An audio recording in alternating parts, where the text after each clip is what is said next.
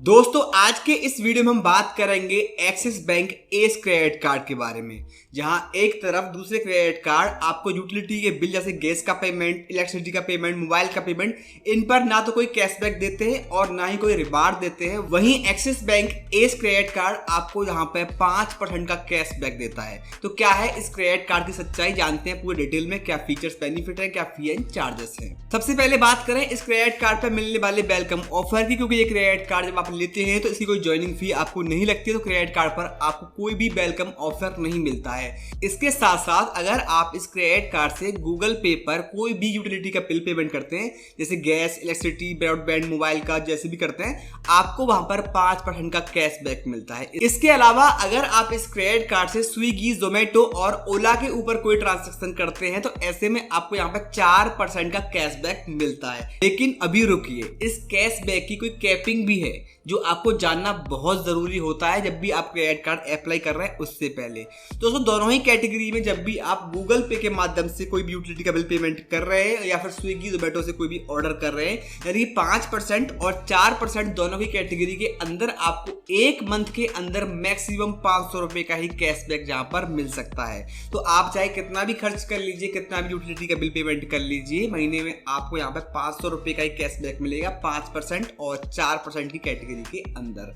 इसके अलावा दोस्तों जब भी आप इस क्रेडिट कार्ड से कोई अन्य ट्रांजैक्शन करते हैं तो आपको यहाँ पे 1.5% का कैशबैक मिलता है, जो कि अनलिमिटेड होता है। उसके ऊपर इन्होंने कोई भी कैपिंग नहीं लगाई हुई है, लेकिन उसमें कुछ ट्रांजैक्शन को कंसीडर नहीं किया जाता है। जैसे कि आप यूटिलिटी का बिल पेमेंट कर रहे हैं किसी और वेबसाइट या और प्लेटफॉर्म से, तो आपको वहां पर कोई भी कैशबैक नहीं मिलेगा। अगर आप गूगल पे के ऊपर कर रहे हैं तो आपको 500 तक का मिलता है, उसके बाद में आपको 1.5% का मिल जाएगा। और या फिर आप ईएमआई ट्रांजैक्शन कर रहे हैं, वॉलेट लोड कर रहे हैं, रेंट पेमेंट कर रहे हैं, इस तरह की ट्रांजैक्शन के ऊपर आपको कैशबैक इस क्रेडिट कार्ड में नहीं मिलता है। इसके अलावा आपको इस क्रेडिट कार्ड के ऊपर एक साल में 4 कॉम्प्लीमेंट्री सेलेक्ट डोमेस्टिक एयरपोर्ट्स पर लॉन्च डेट की सुविधा भी मिल जाती है। अब वो कौन से लॉन्च हो सकते हैं उसकी एक जो लिंक है मैं आपको डिस्क्रिप्शन में डाल दूंगा, वहां पर जाके आप उनको देख सकते हैं। दोस्तों इस क्रेडिट कार्ड के ऊपर आपको 1% का फ्यूल सरचार्ज बीवर मिल जाता है जब भी आप इस क्रेडिट कार्ड से 400 रुपए से लेके 4000 रुपए के बीच में कोई भी फ्यूल की ट्रांजैक्शन करते हैं। तो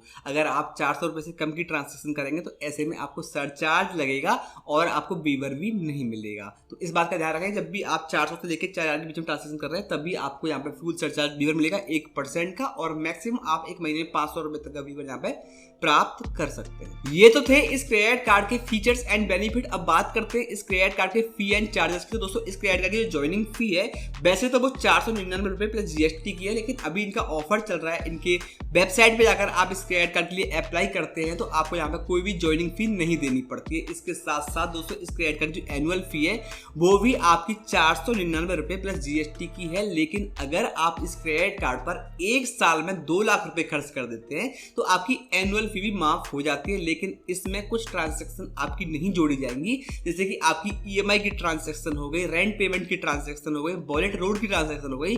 इन ट्रांजैक्शन को जोड़ने के बिना अगर आपने 2 लाख रुपए खर्च किए तभी आपके इस क्रेडिट कार्ड की जो एनुअल फी है वो माफ होती है। बात करें इस क्रेडिट कार्ड पर लगने वाले इंटरेस्ट रेट की, तो मंथली आपको 3.6% के यहाँ पे इंटरेस्ट रेट लगने वाले हैं, और एनुअली बात करें तो 52.86% इंटरेस्ट रेट आपको इस क्रेडिट कार्ड के ऊपर लगने वाले हैं। बात करें कैश विड्रॉल चार्ज की, तो आपको इस क्रेडिट कार्ड के ऊपर 2.5% के कैश विड्रॉल चार्ज लगते हैं, और मिनिमम आपको 500 रुपए यहाँ पे लगने।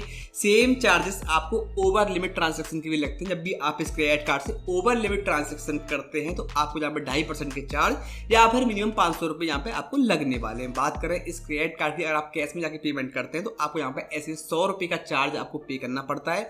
रेंट पेमेंट अगर आप इस क्रेडिट कार्ड से करते हैं तो आपको यहाँ पे 1% के चार्ज लगते हैं, और मैक्सिमम आपको 1500 रुपए तक यहाँ पे लग सकते हैं। दोस्तों अगर आपने इस क्रेडिट कार्ड के पेमेंट के लिए चेक दिया है, वो किसी वजह से डिसऑनर हो जाता है, या फिर आपके क्रेडिट कार्ड का ऑटो पेमेंट लग रखा है, आपके अकाउंट में पैसे नहीं है, तो आपका जो पेमेंट है वो नहीं हो पाता, तो ऐसे में आपको 2% के चार्ज लगते हैं, जो कि मिनिमम 450 हो सकते हैं और मैक्सिमम 1500 हो सकते हैं। तो आप अगर इस क्रेडिट कार्ड के पेमेंट के लिए ऑटो पेमेंट लगा के रखते हैं अपने बैंक अकाउंट में, तो आप ध्यान रखें कि आपके अकाउंट में उस टाइम पे पैसा होना चाहिए जब आपके इस क्रेडिट कार्ड की बिल पेमेंट की डेट आती है। बात करें लेट पेमेंट चार्जेस की, तो इस क्रेडिट कार्ड के ऊपर आपको 500 से लेके 1200 रुपए के बीच में लेट पेमेंट चार्ज लगते हैं। वो फुली डिपेंड करता है कि आपके क्रेडिट कार्ड की जो आउटस्टैंडिंग है वो कितनी है। दोस्तों एलिजिबिलिटी क्राइटेरिया की बात करें तो आपकी एज 18 से लेकर 70 साल के बीच में होनी चाहिए, आप इंडियन रेजिडेंट होने चाहिए, आपके पास पैन कार्ड, आधार कार्ड, एड्रेस प्रूफ, ये सारे डॉक्यूमेंट होने चाहिए और आपके पास अर्निंग का कोई सोर्स होना चाहिए या फिर आपका सिविल स्कोर काफी